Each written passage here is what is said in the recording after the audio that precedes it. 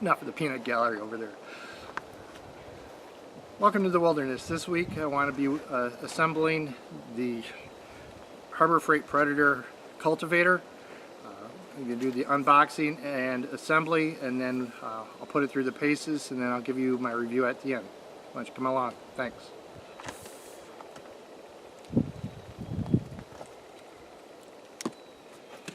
So let's start by the traditional cutting of the seal. Not the Navy SEALs or anything like that. No animals will be hurt in the making of this video.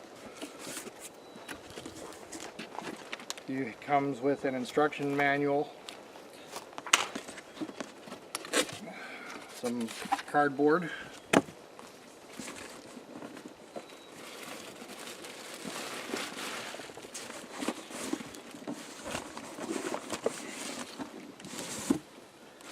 another box within the box, and let's see here. This is the main unit. Comes with oil for the gas can and a black bar. And that seems to be it for what's in the box. This is the unit, nice and shiny and red, all its glory, undirty.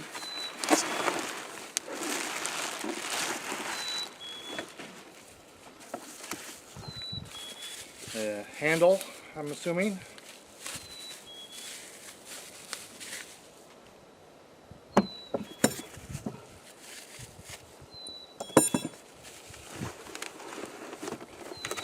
Comes well protected.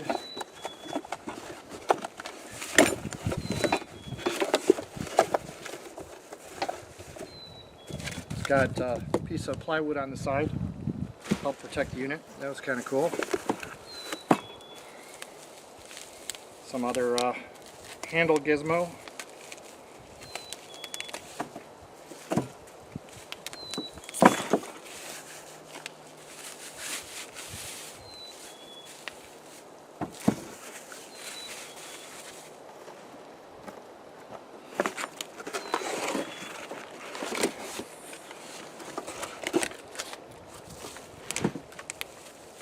So the handles are zip tied, it looks like, to the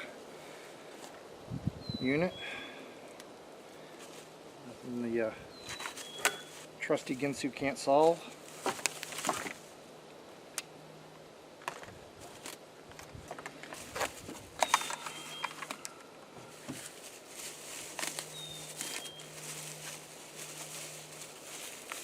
And overly bubble wrapped other handle. Looks like you may have to cut this off, but oh, it's ripping off pretty easy.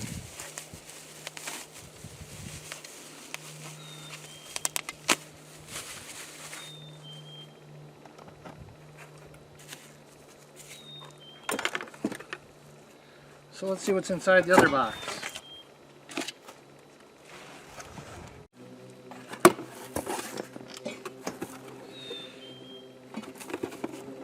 This has got the business ends of the cultivator. Another set.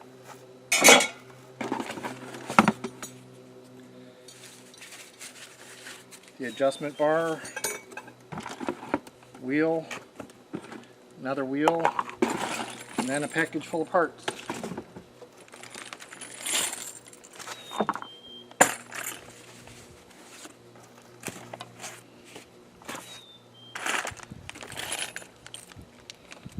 I like the styrofoam in here. I take these parts and put it on the styrofoam so it's a little bit more visible and doesn't fall all over the place.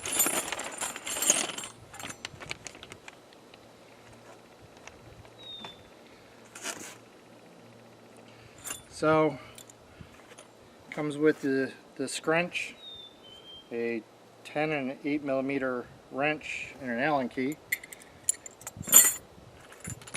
some bolts, wing nuts, lock washers,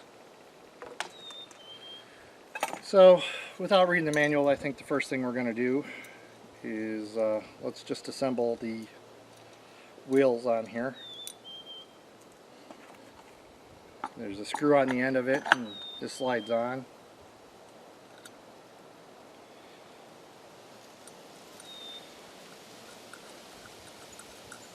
And just going to hand tighten that for now. Again, on this side there's the same type of screw. Washer.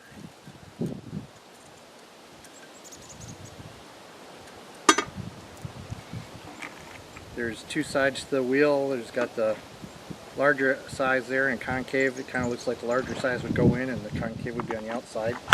So that's what I'm guessing.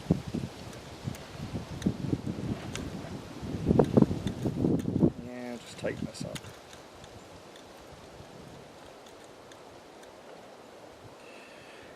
Now on the scrunch, it's got the screwdriver you need to tighten this up with.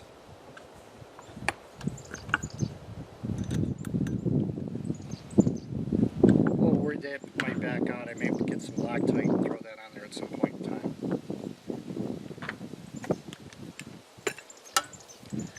This has got the pin release that you put the auger in, or the wheels in, and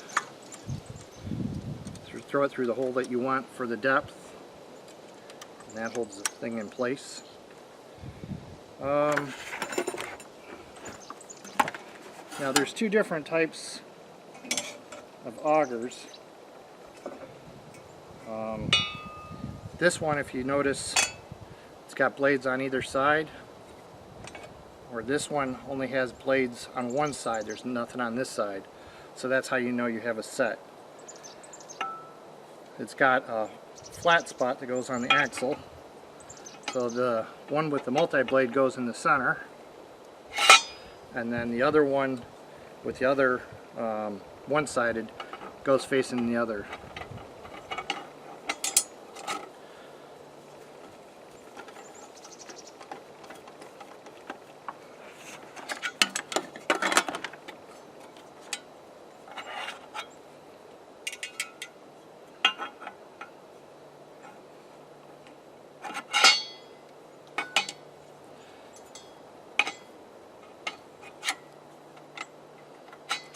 There's got the metal part here that goes towards the center, and that keeps the blades apart.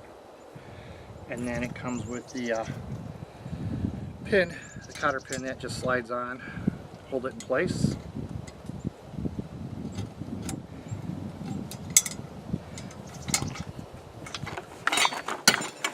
Rinse and repeat for the second side.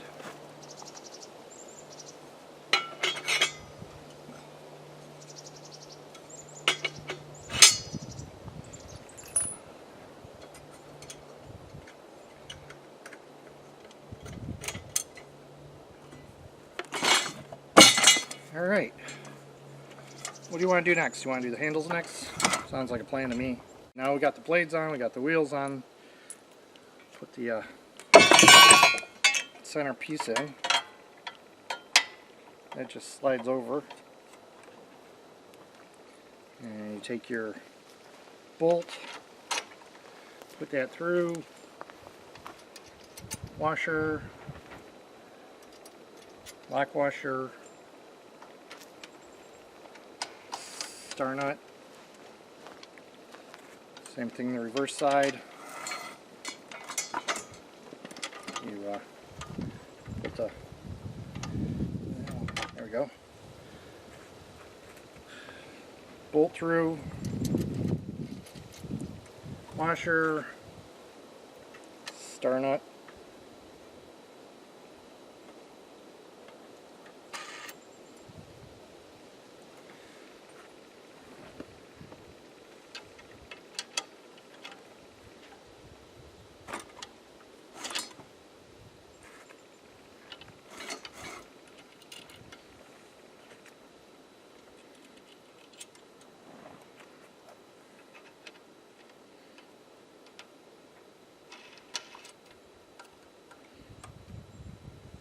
I'm just putting these in hand tight for now. I'll come back later and tighten it all up. I just like having it loose fitting so everything moves around while you're assembling, so if something doesn't line up right, you can give it a good whack or something and it'll move easier.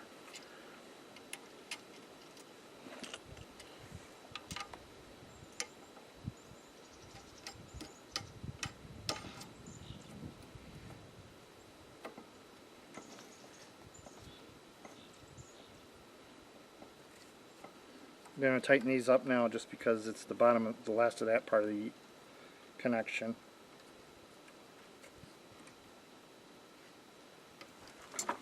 Okay. Next is the handles. Let's do the handles now. We'll put the bolt through there. Washer. Lock washer.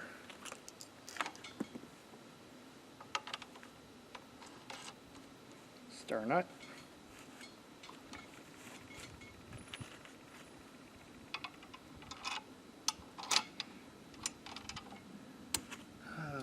Bolt, washer,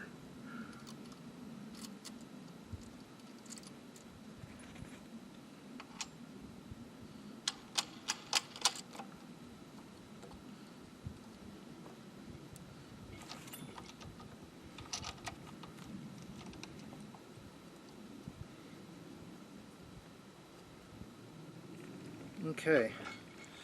Now the other handle just is the same on the other side, except the cable's not going to be in the way.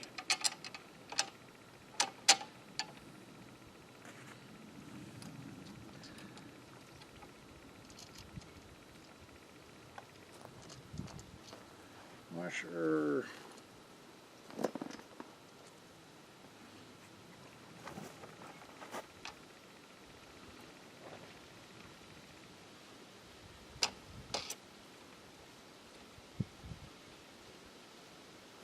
I'm not going to tighten that one down yet until we get the other center beam in.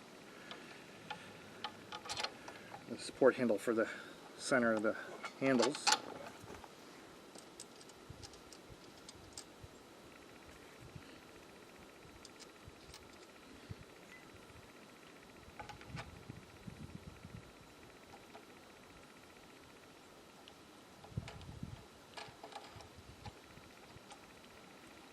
Okay. Now I'm going to put this on the ground and we'll finish the assembly on the ground.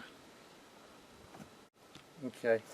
The next step is this bar comes with it. It's got the screws on either end like the axle did for the wheels. You're going to want to take the screws off.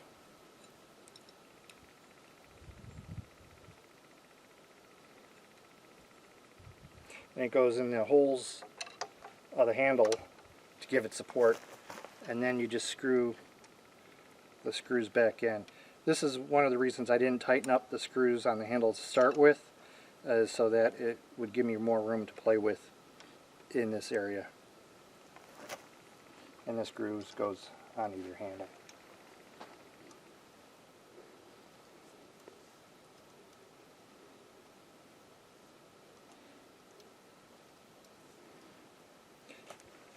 And then you take your scrunch and just tighten it up.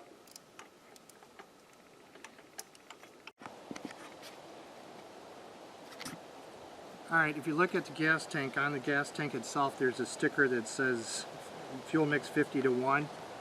So it comes with a little pint of, or a little thing of gas, of oil, and it's supposed to be mixed with 1 gallon of gas, and that gets you the 50:1 ratio. Alright, you remove the gas tank and your cap, but it's got a thing so it doesn't fall on the ground. I have a different can that I use for both my chainsaws and this, and it's 50:1 as well. So I just pour it in here. It's already pre-mixed for me. I use recreational fuel in all my equipment so that if it sits around for a while it doesn't go bad. And I do put stable in there after a while too, just to combat any issues.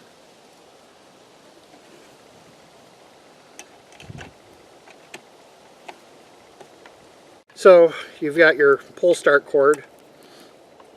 This is your choke. It opens it to go. And here's your primer and this little primer ball. And you'll see the fluid, the gas coming through here. If you've gone enough, it says to pump it about 10 times. But you see the fuel now in the bulb.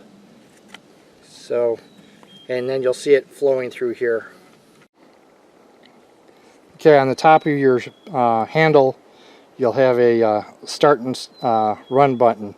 So I'll move that over to run, and now you should be able to pull and start the engine. Before I start it in anything new, I like to open up the air filter, and nice new and clean. What I like to do is take it out and put some foam filter oil. I'm using Lucas. Doesn't matter what brand you get, whatever you like. Doesn't take a lot. Just splash it on there, both sides. I just put it in a little plastic bag and work it in so it's on the filter. Doesn't matter if you use a Meyer bag, a Kroger bag, or a Ziploc baggie. This is irrelevant. This isn't a step you have to do, and it isn't part of the manual, but it's something I do with all my small engines. Don't.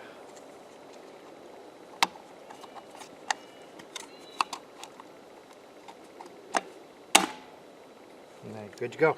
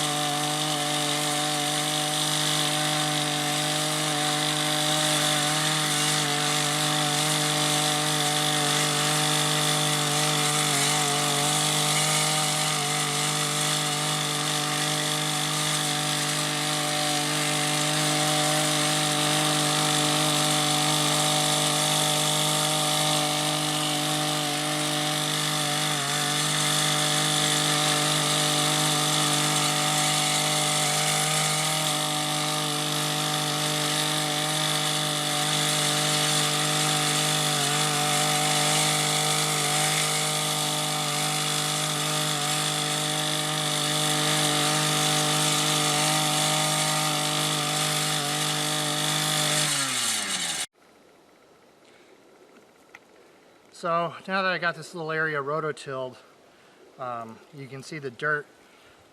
I had Michigan State University is one of the leading agricultural schools in the world, and what they do is they have a program where you can take a soil sample from your property and send it off to them for a nominal fee, and they tell you what you need to do to plant whatever it is you want to plant. I told them I wanted to plant clover and you know, possibly you know, something else to go along with it, radishes or whatever, for deer food plot.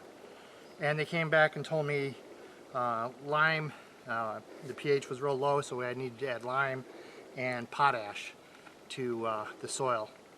So I took the report they generated for me and took it to my local fertilizer store that specializes in fertilizer and grass and whatever.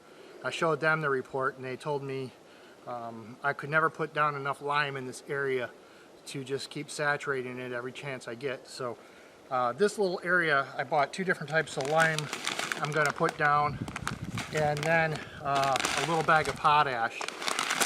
And the guy that I bought at the store where I got the clover seeds from and the other stuff, he gave me a bag of this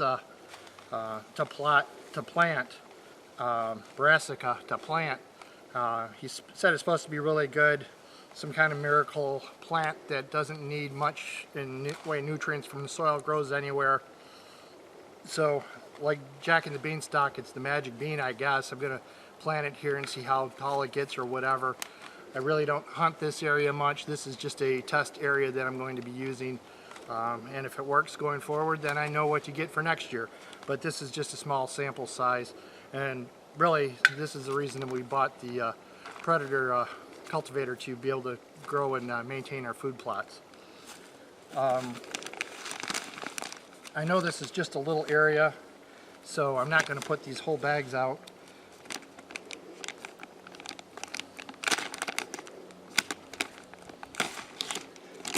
Child-proof bags that you need a child to get into. I really don't know how much to put out of this or what the correct amount is, so I'm just going to scatter it and pray for the best.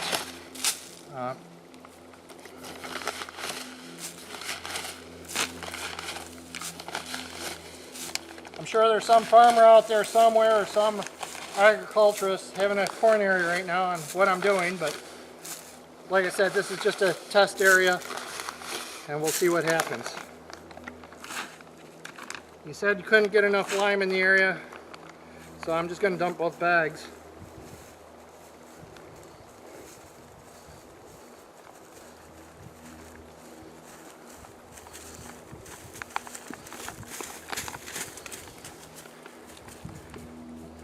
This isn't the lime that he sold me. I got this from Amazon, but like I said, this is a test area, so we'll see how it goes.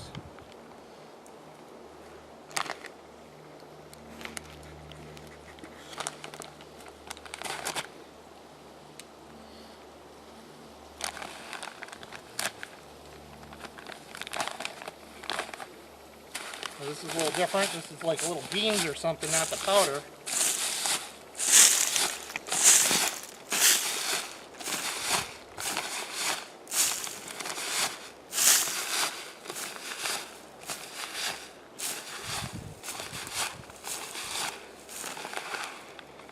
I got a little area I'm going to save this for. And then he didn't tell me how much of these magic beans to put down, so I'm just going to give it a good liberal amount.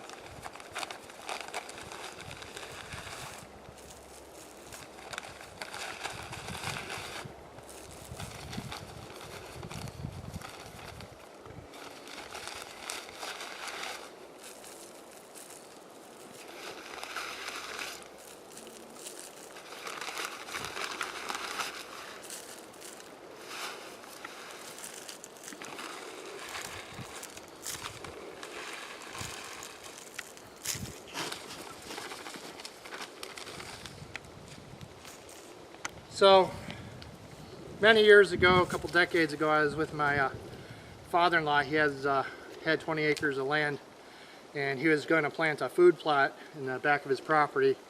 So I went with him to the store to buy the seed. And I was talking to the guy behind the counter, and he says what a lot of people mistakenly do is they prep the soil, and they put the fertilizer down, throw the seed out, and leave it alone. And then all the birds come eat the seeds, and then they wonder why nothing happened. So he stressed the importance of making sure when you put the seed down to either rake it down or cultivate it in some way, shape, or form.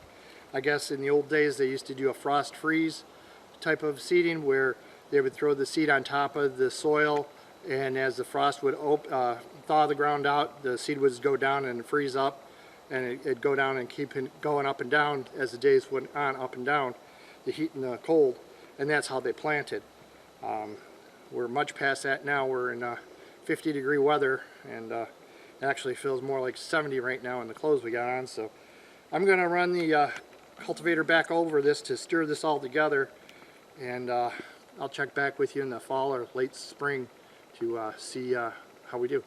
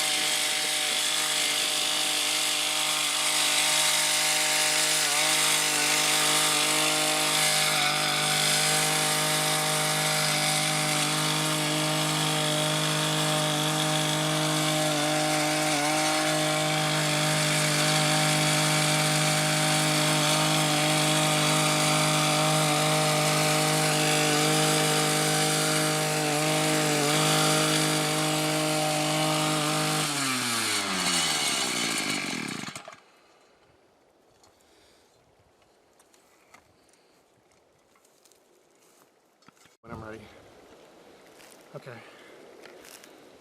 So I know this wasn't much of a sample size, this little bit, using this cultivator to give you an honest review of this particular machine. But what I can tell you is I bought one 2 weeks ago and I used it for an hour and a half and it stopped working. So I had to take it back to Harbor Freight. Fortunately, they're really good. I had the extended service warranty on this for 2 years, so if it had any breaks or whatever, they'll replace it. They didn't give me any hassle at all. I just walked in, said doesn't start, and they went right through it without any issues at all about returning or exchanging it. So we'll have to see over the long run whether this is how this holds up. I can tell you the other one lasted, you know, maybe a full half a tank or 3/4 of a tank, a full tank, and stopped. I couldn't get it running. Checked the spark plug, checked compression, checked everything, the basics, but it just wouldn't start. So we'll see how the jury is on this. The one thing I thought was really nice on the design, zoom in on this part, is this cotter pin. I couldn't understand why they would do this, but as you're using it, what normally happens is branches or twigs all jam up in here. So you pop this cotter pin out, you slide these off, you unclear your jam, and you slide it back on, and Bob's your uncle, you're back in business. I thought that was a real clever design after I figured it out why they did it like this. That's a pretty neat design. Overall, I'm pretty impressed with it. It tore through this the area of the grass really easy. The other one that I used 2 weeks ago for my main food plot just tore through it like crazy. I was out raking. I was trying to figure out why I was out raking a forest for a while, but seemed like an endless journey. Then I got this thing going and it just chewed right through it. While the jury's still out on longevity of it, overall the performance is really good. Highly recommend. Make sure if you do buy one, you get the extended warranty. Thanks for watching. See you next episode of Back into the Wilderness. Bye now.